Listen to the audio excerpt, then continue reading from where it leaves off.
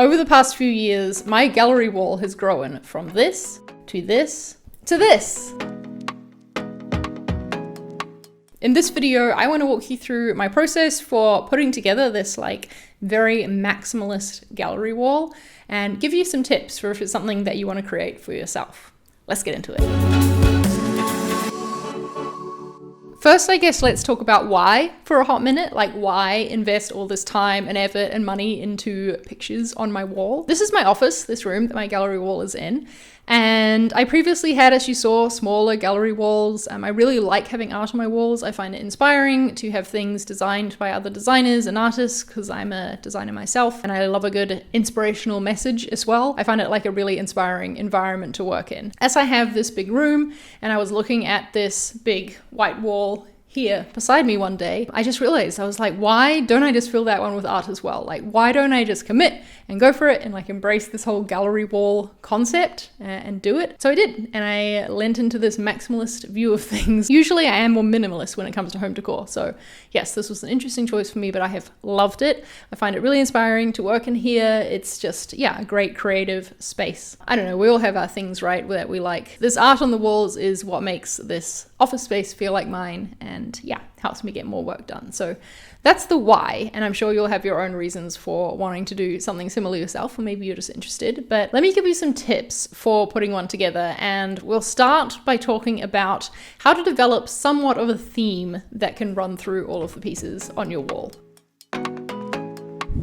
It might not be immediately obvious as you look at my wall because there is lots of different art styles and things on there, but there is a theme running through it, and I think that's helped it feel more cohesive than perhaps it would if I hadn't thought about that at all. I think it helps it work together and not be too overwhelming in the room.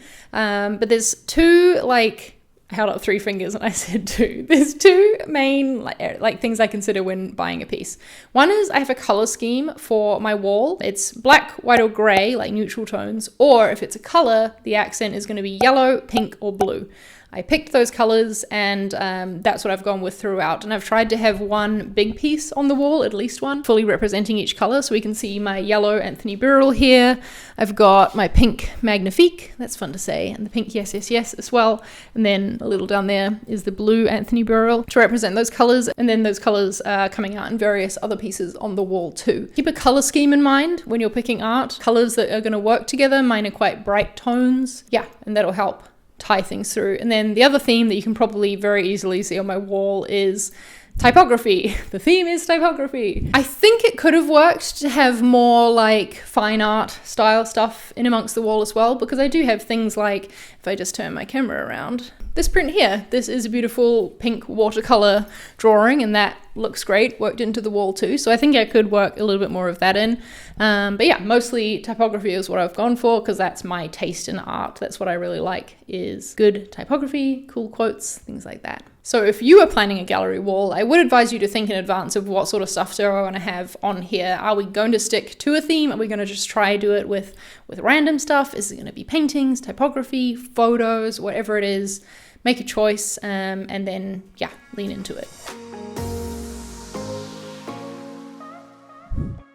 Something else that can help your gallery wall feel cohesive, especially when there's a bunch of different styles of art on it, is the frames that you choose. So as you can see, the frames for mine, I've gone with very simple frames. They're usually either black, white, or wood, and they're very squared off, most of them. I've got a couple of different styles where this one is thick versus some thinner ones.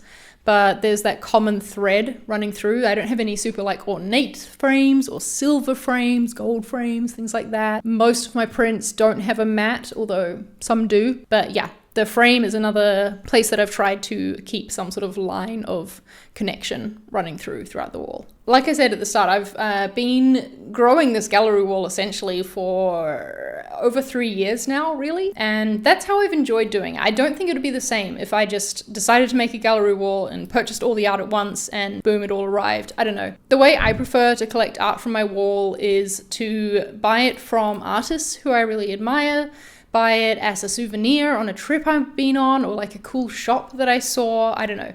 That's the approach I prefer to take rather than buying from some of the mass art sites like a Redbubble or something like that. I guess I search for art through searching for the artist rather than the piece itself. So I find an artist that I really like and admire, and then I'll pick a piece of their art that they sell that can best fit on my wall. That's added to the like inspiring nature of the wall for me, is knowing the story behind each print. That's honestly made this wall feel a lot more special for me as well, is knowing that, like, just remembering who created each piece and where I came across it. Like if I just spin around a little bit, this flag right here is one of my favorite things on my wall, this You'll Think of Something. I saw this on my friend Brent Galloway's Instagram, and I just love this message. It's like exactly what I need to hear whenever I'm stuck and staring at my wall, staring into space trying to think of something. And this is from Oxford Pennant Company, I believe is their name, in the US, and they're all handmade. And so, yeah, I purchased that one as soon as I saw it, because I was like, I need that for my wall. And that's how I like discovering art, through things like this. Side note, I also have a print from Brent on my wall. This Create More, Consume Less was done by him.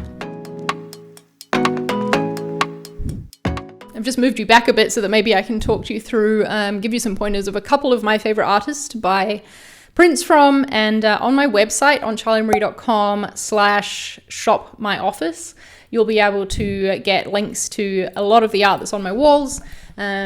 If there's anything that catches your eye that you want to get for yourself. Anthony Burrell is a favorite of mine. I have 3 of his pieces represented on my wall. This one here as well as the blue one that you saw. This kind of kicked off the whole gallery wall. I have always loved this print of his. I have seen it like in photos around the internet for many, many, many years. And yeah, it was just a few years ago though that I realized I was at a place in my life where I could afford to buy one of his prints for my own. And so I did it, and now look what happened. This one here is by Terence Tang, the Stay Humble. I really love it. This has become quite an iconic piece of lettering around the internet. And this is another favorite here, this Creative Process by Dan Edwards. I don't think he sells it still, but he really should. This one here, this I Like My Desk Messy and My Whiskey Neat, is a great example of me just wanting to make sure a certain artist was represented on my wall. Jessica Heish has been an inspiration of mine as a designer for a very long time, and so I wanted to make sure that I had her art around. There's another one from her somewhere. Oh yeah, this one up here. All This and More. This one is by Telegram Paper Company, and it is a illustration of a music venue, an old music venue in London that I went to for many wonderful shows. And so yeah, I love having that on my wall as well. Hopefully you're seeing a theme here, right? That it's like, it's all stuff that means something to me. Just like with tattoos though, like your art doesn't have to have a particular meaning to you. If you just like it, that's meaning enough. But yeah, having meaning is the approach that I mostly take on my wall. The yes, yes, yes though, that is definitely one that is just because I like it. It's from We Built This City, a shop in London that I really like. And I just thought it was a cool graphic style and the color theme really suited. So yes, like I said, if you want to know about a specific piece on my wall, it's probably linked on my website. But if it's not, leave a comment, let me know, and I'll tell you where it's from. But yeah, these have been collected over time. Whenever something catches my eye, that's been my approach to collecting.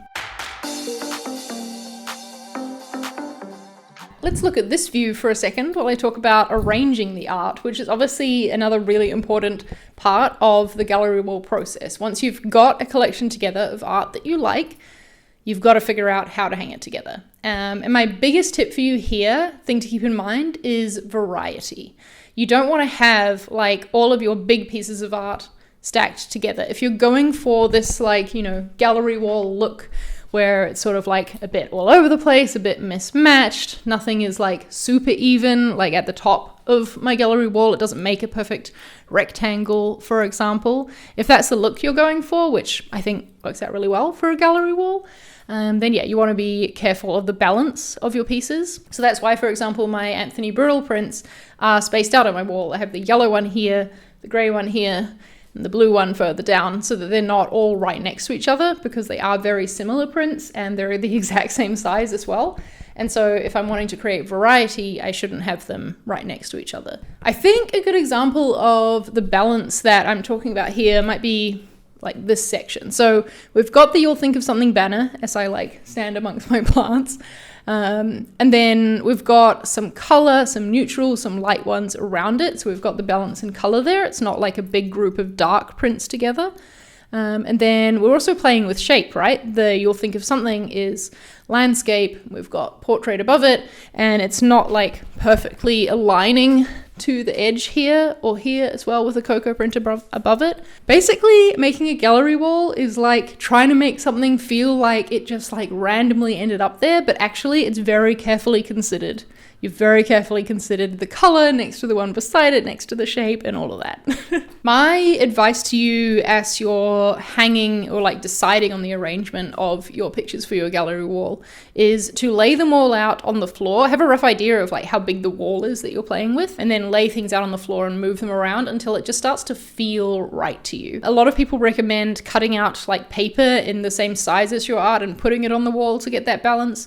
But I'd really advise you to make sure you're doing it with the actual prints itself, because it's not just about the size of the art that we want balance with, we also want balance with the color. Some other things that I tried to do for balance on my wall is put the full color pieces, so pieces like the Yes Yes, the Magnifique, the Anthony Burrells, for example, those ones with the big colorful background, I wanted to spread them out on the wall, because if I put all of the like color in one spot, then the rest of the wall would just feel like it was black and white, right? So yeah, it's like evenly spacing out throughout the wall the colorful pieces that I've had. For this reason, I would recommend you get quite a few pieces of art together, like maybe at least 5 together before you start putting them up on the wall so that you can start with the best balance possible. I think as I look around my wall, there's probably some things that I would change if I was like starting from scratch with all of this art. I might arrange things slightly differently because I bought it at separate times and I was like adding to it as I went and all that. But that's okay. That's just like